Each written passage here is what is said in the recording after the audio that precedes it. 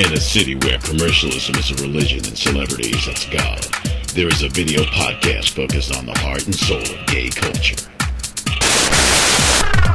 Art from the Heart NYC. From the vault.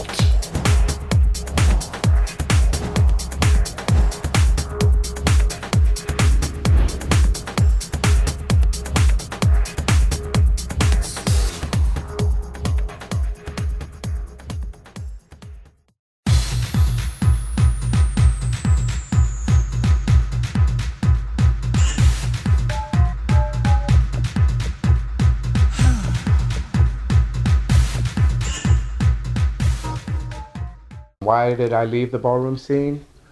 Well, there was quite a few reasons. One, it was starting to get very negative at the time, and then one thing that I cannot deal with is a lot of shade. Also, a lot of animosity between houses,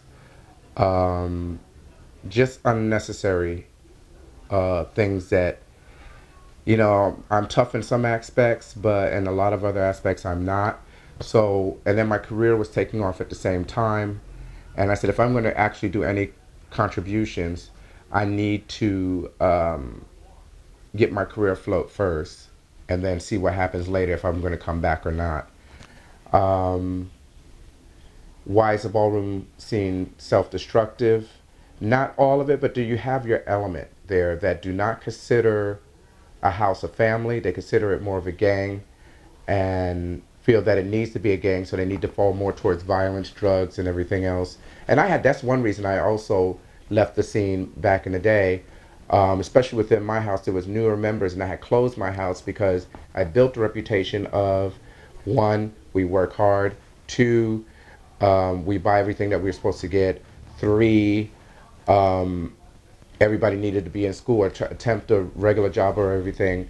But when I turned my house over to very competent people, but there was people that were coming in that were not up to standards, meaning they lived for the scandal, they lived to do drugs, they lived to mob, they lived to do things that I wasn't a part of or not saying. In other words, just a lot of the negative aspects of ballroom community. And the funny thing is, it's in everyday life.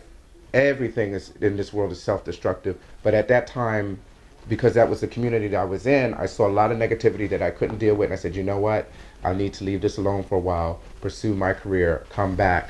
As far as why the ballroom is self-destructive now, media generation. Look at what you see on TV all the time, violence. So if that's what they grow up in, that's what they're going to give.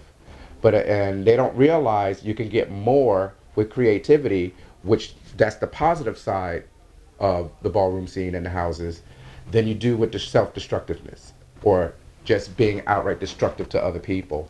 I think if these kids or adults would realize that if we stuck together as real families, not just within your own house, but all the houses pulling together, you'd be surprised what we can get. Put the egos aside, put it in check. You'd be surprised what we can get politically, financially, everything, if you pull it together and stop being negative. Because you know what, darling, anybody can get a trophy. You just got to go to the store and order one. There's no reason to be evil over a trophy and hit somebody over the head for maybe cash. You know you're good. In your heart, you're good. That's all you need to know. I believe that you shouldn't let the icon or legend status overwhelm you. I am so honored that they feel that I'm a legend and an icon. And maybe what they're seeing is that I do keep myself grounded and the ego in check, because you know what? It's funny because of my boss, Malcolm McLaren, and Patricia Field, I've got to work with people that should have egos up the yin yang. I performed for Prince Johannes of Germany, and he gave me a dinner with Keith Haring and Malcolm McLaren, of course, because they were best friends, and he's royalty with bloodlines that go centuries back. And he gave me a dinner before he died with Princess Gloria Van Taxis and treated me like an equal. When I mean on his level, I had no idea he was royalty till Malcolm pointed it out. And then also my Johnny Walker Red tour through Spain. I performed for the royal family of Spain. And again, these people treated me like I was an equal, a kid from the projects. So I don't see egos.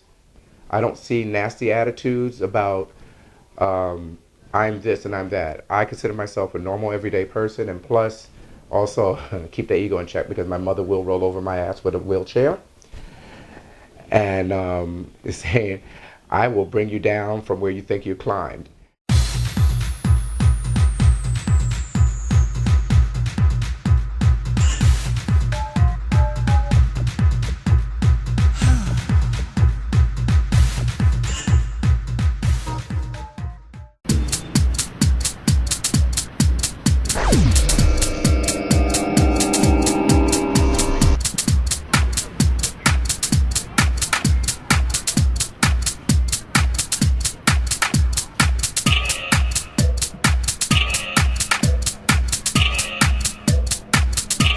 In a city where commercialism is a religion and celebrities, that's God, there is a video podcast focused on the heart and soul of gay culture. Art from the Heart, NYC. From the vault.